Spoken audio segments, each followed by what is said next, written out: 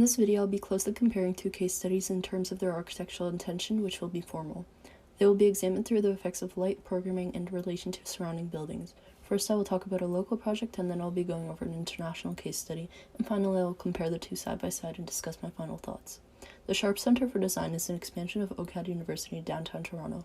This project was situated on McCall Street in 2004, just in front of the Garage Park and hovering over the existing main campus on 12 26-meter multicolored steel legs. This was the first project in Canada by British architect Will Aslop, and a very controversial one as well, where even the RIBA described it as courageous, bold, and just a little bit insane.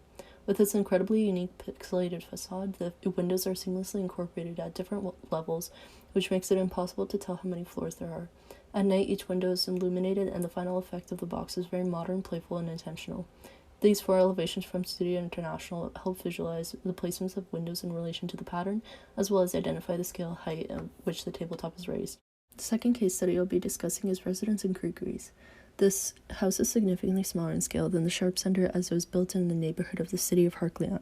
Developed by Tense Architecture Network in 2016, the house was bent to the sun's course from the east to the west.